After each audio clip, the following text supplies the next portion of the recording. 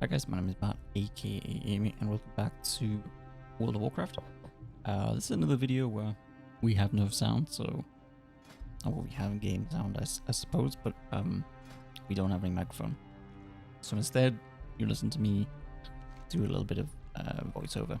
So we're starting off here in Azuna still. We're in these caves just south of the giants, where the giants have been destroying ships and taking people for fighting, I guess, into an arena. And we've arrived here, and we will speak to this bag. The bag says, "You and Akuna were going to arm the captives in here. The idea was to free them and cause as much chaos as possible. It's the only way to be sure to be able to get close to the prince. You still have the weapons. You won't just have to be careful about sneaking past the giants." So if you remember, we were teamed up with a Tuskar, I think they're called Akuna. And our job was to kind of come here and we were going to rile up the prisoners. We were supposed to meet him here after we defeated Boss Whalebelly. But unfortunately, he doesn't arrive. It's just that sack of goods. So we have two things here. We have this quest to arm prisoners, where we have to basically go up to them, use a little, an effect, which gives them gear. And I think there we go. So that we do two of them, and what you see, I think, oh, third one comes running, fourth one comes running, and you see they go and start attacking nearby Naga. We do need to be slightly careful, of course, because there's those giant wandering giants. So, yeah. We'll just loot this box. Oh, it just appears to be, well, just gold and stuff. So nothing too exciting. So yeah, we also have the bonus objective there, which is just to defeat mobs around the area. So we're just going to try and grind our way through that. Keeping an eye for that giant there. He is coming now. They are elites, so that does make it slightly difficult. So we're just we're kind of kiting away as we run away. A little bit of a jump cut there as we just run around and try and get our bearings. So this time we're going to drop the weapons, arm everyone, and then we burn this. Not quite sure what you describe that as. We burn it anyway, and that helps towards our progress on the bonus objective. We got 2 mobs there, so that's a little unfortunate. But they aren't too bad, and I think, are we getting distance? Oh, we're not, unfortunately. Those 2 mobs, though, do free up quite a few prisoners to save. So we drop a couple more weapons. You can see they all come running from quite a distance. So this time we come charging in, this time with the support of our allies. We kill that Naga, and I think we're going to drop another weapon. And as you can see, all of our allies have this time attacked the giant over here. So we're kind of judging, I think at this point, whether it's worth us getting involved. Obviously the giants have got a lot of health, but our allies have reduced it down to some, under 50%, so we decide, yep, let's get involved with this one. And I think we'll see quite a big jump in the amount of progress we got there. Plus we get the bonfire that we can set there, and we can move on again. After a brief moment where we get a little bit lost in the cave, I think we headed back in to see if there was anything else we could free. We come back out as we realize that's where we need to hand in all these quests anyway. We stumble across 2 Naga. Make easy pickings for us. We're going to mount back up. We're a little bit conscious of these giants again. We definitely don't have the strength to kill them ourselves, so we're going to just skip by. Another Naga here is surrounded by quite a lot of prisoners. So if we can free those, it'll help us a long way towards our goal. There's a lot of these chests about. Just realised, I can't remember if I remember this at the time, but there is a lot of them. So yeah, as you can see, that's quite a long range that those have on. And we're definitely getting quite a chunk forward. We're also pretty far through our bonus objective. Got another bonfire there to set fire to, and we can engage another Naga. We have a giant to the right there, who I think we're going to try and give a wide berth to. We have a proc there of I don't know what the talent's called, but the 225% pyroblast damage. Fortunately, we do get it off, which is 9,500. 9,500 hit, and then we're assaulted by another Naga, and you can see our allies there come running in. This time we do have the buff. Yep, another 9.3k crit there. And we're heading towards this bonfire. So we're being a little bit careful. We've always got the giant behind us. There's the couple of patrolling giants as well, which we need to try and avoid. Pulled 2 Naga there. It's not too problematic. We are taking a little bit of damage, probably at 70%, and dropping. Shield up to make sure we don't have any problems. There we go. And this should complete our bonus objective, which I think gives us in the region of maybe, looks like a couple of 100,000 XP, which is a nice chunk. Within the captives, we find a captive quest, a favor for Mr. Shackle. Thromkar, my name is Seska. I represent a trading company. As you can see, I've fallen victim of these giants and their Naga allies. 3 of my associates were also captured while surveying the cove. I'm certain that my employer, Mr. Shackle, will be most grateful if you could procure their release. And we get a upgrade there for our artifact as well, so it's pretty nice to do.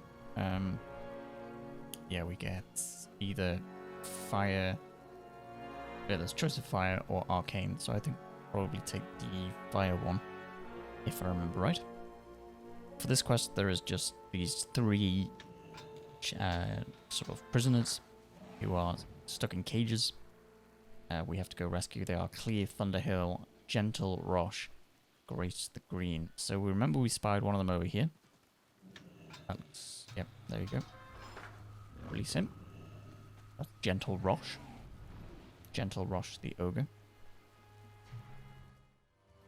Then over here we have our 3rd prisoner.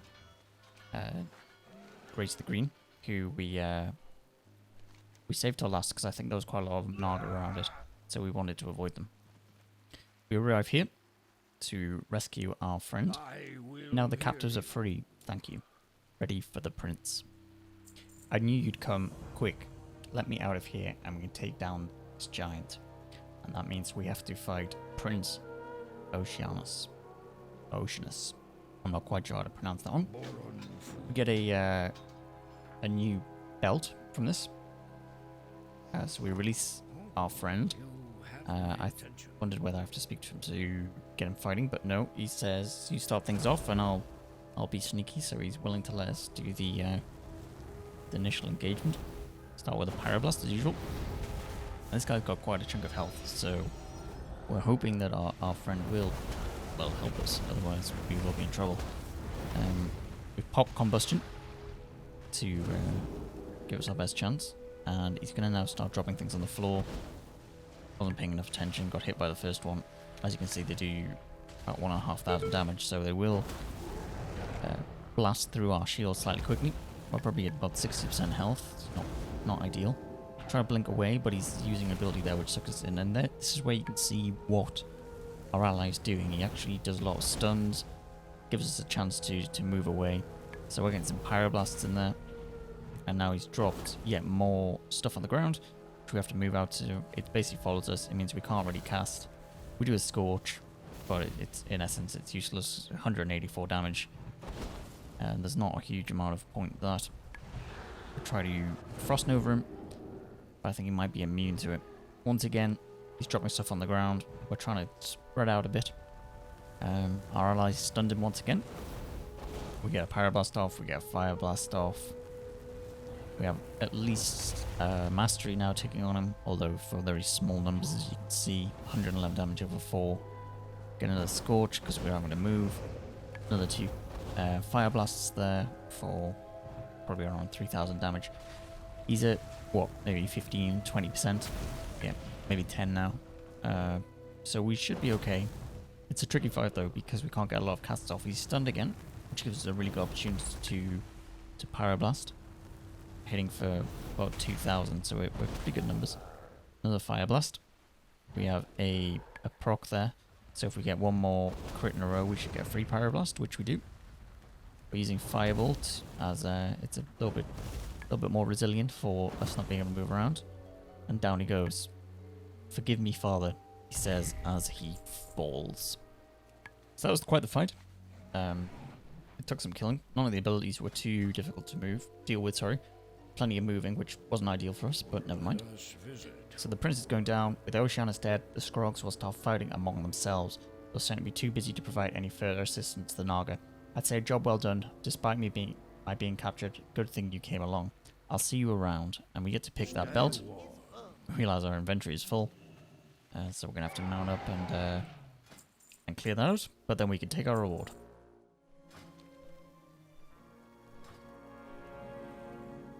So we've head east to Shacklestein, pick up the flight path.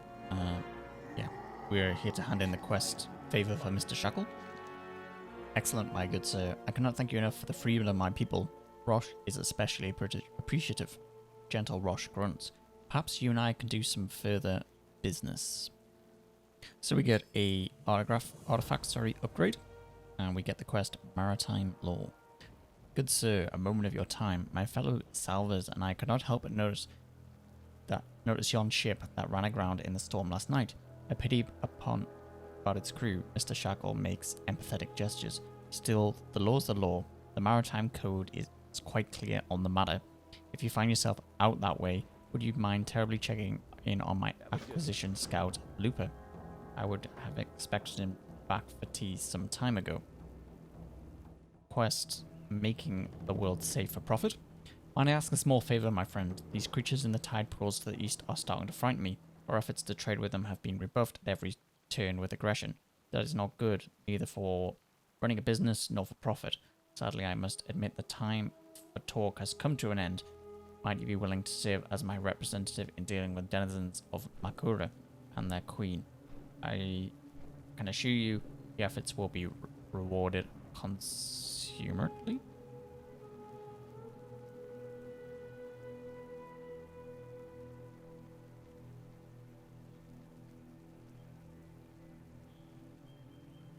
See you around. So we head east towards the pools, and then we pick up the quest Shipwrecked Sailors. The Giblin and Makura of Makarana have captured the forsaken sailors from nearby shipwreck. Looks like the sailors being poisoned and worse. Best to put them out of their misery.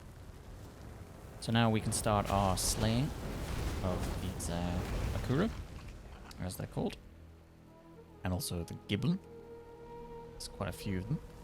And they are quite spread out, so the Giblin dies pretty quickly. I think we checked this one out. Oh, I thought we didn't fancy it, but we did. And we'll fight him. I think this one has slightly more health than we expected, given that we've already pyroblasted him a couple of times and still just about 50%.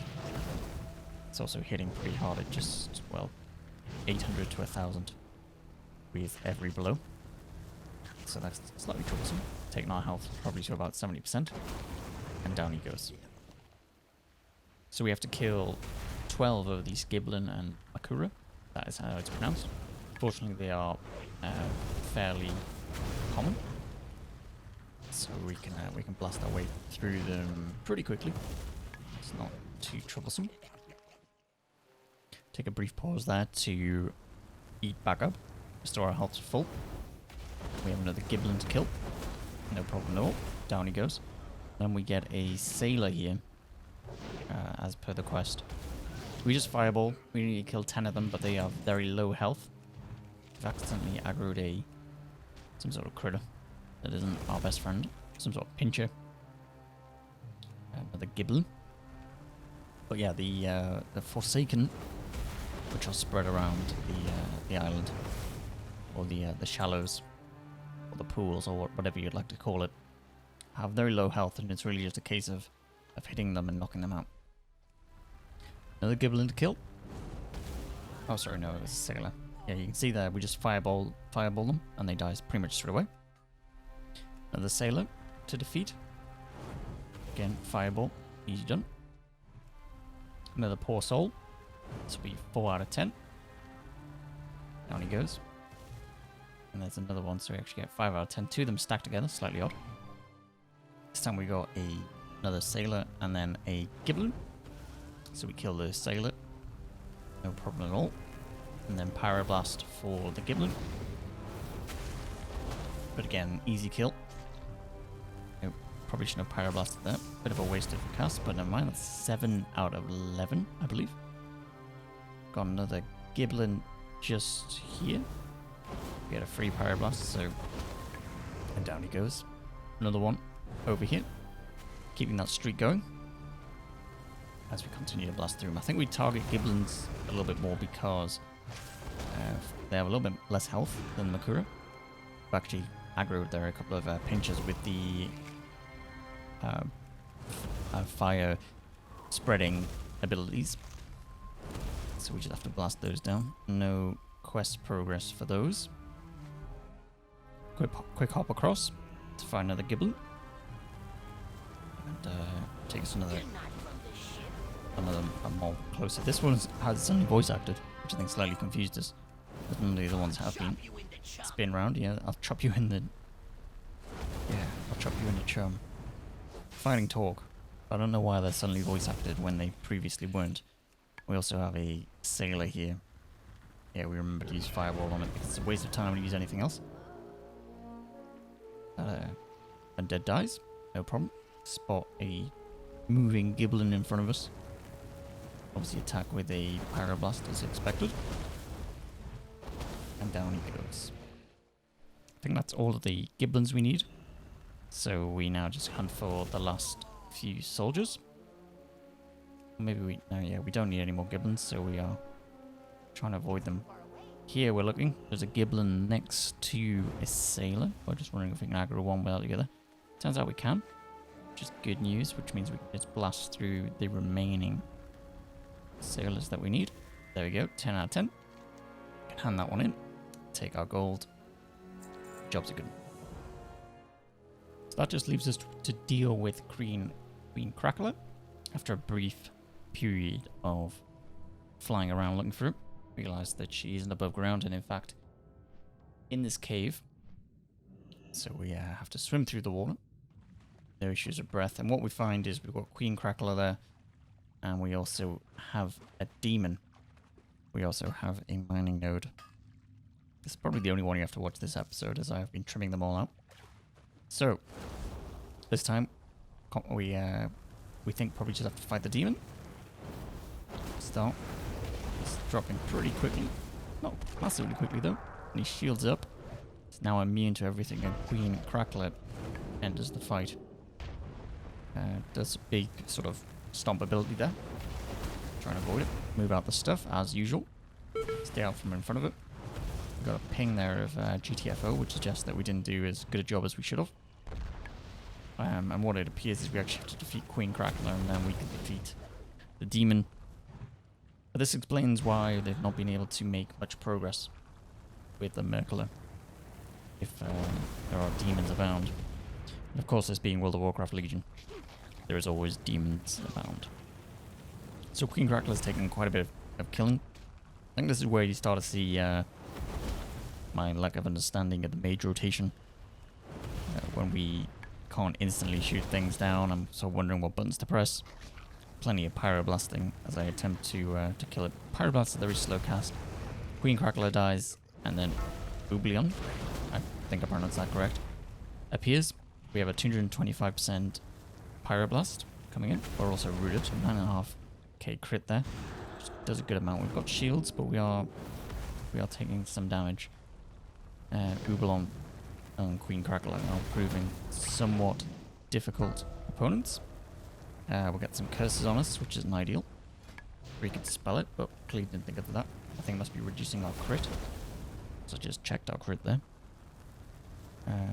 That's fine. We're rooted in place. Nearly dead. Fireball to finish off. And he dies. Job's a good one. So we head west. Straight back to Shacklestein to hand out quests in. Making the world safe for profit. What? A jailer, do you say? A jailer demon, sorry. Ublon, what a ghastly name.